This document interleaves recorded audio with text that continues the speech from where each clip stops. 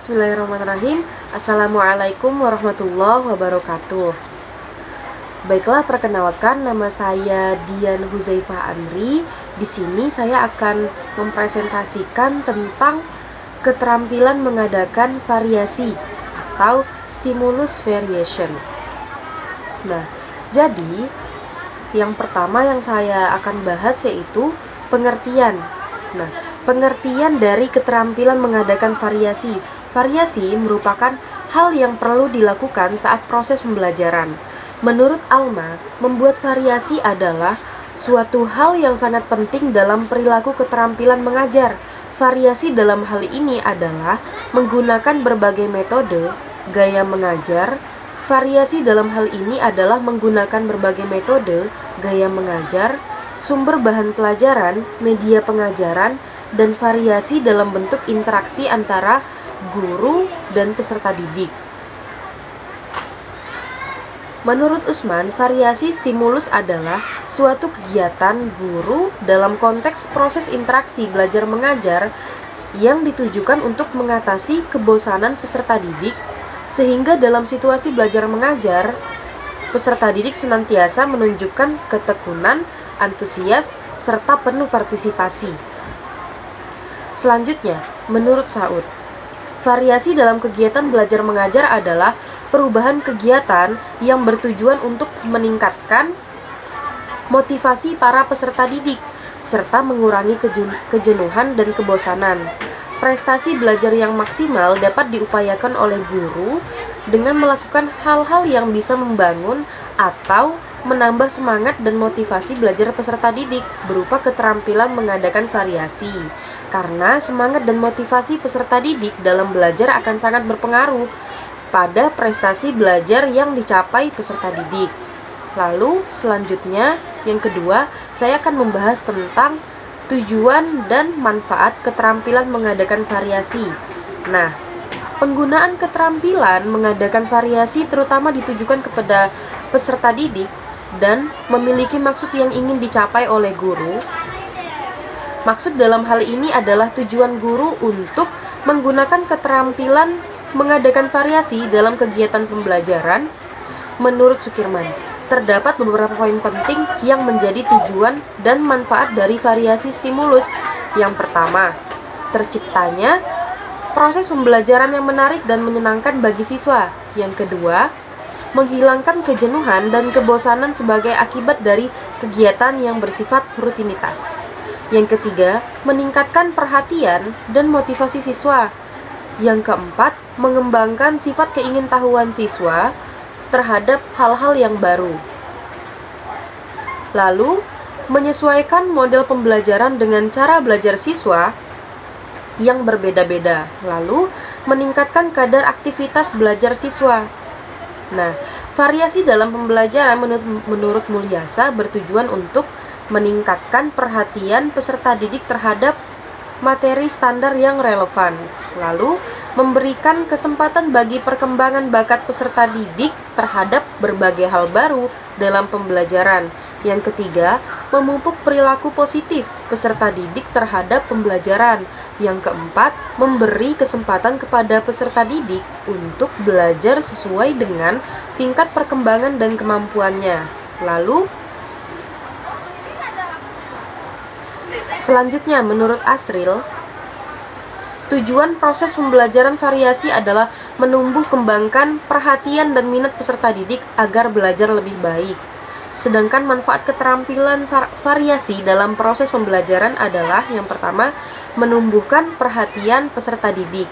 Lalu yang kedua, melibatkan peserta didik berpartisipasi dalam kegiatan proses pembelajaran.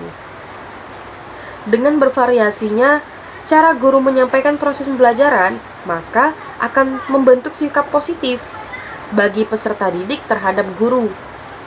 Lalu yang ketiga, dapat menanggapi rasa ingin tahu dan ingin menyelidiki peserta didik. Yang keempat, melayani keinginan dan pola belajar para peserta didik yang berbeda-beda.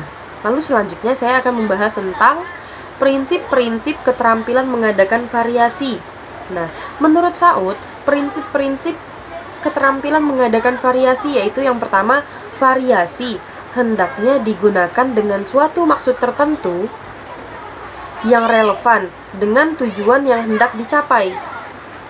Yang kedua, variasi harus digunakan dengan lancar dan berkesinambungan sehingga tidak akan merusak perhatian peserta didik dan tidak mengganggu pelajaran, serta variasi harus direncanakan secara baik dan secara eksplisit dicantumkan dalam rencana pelajaran atau satuan pelajaran.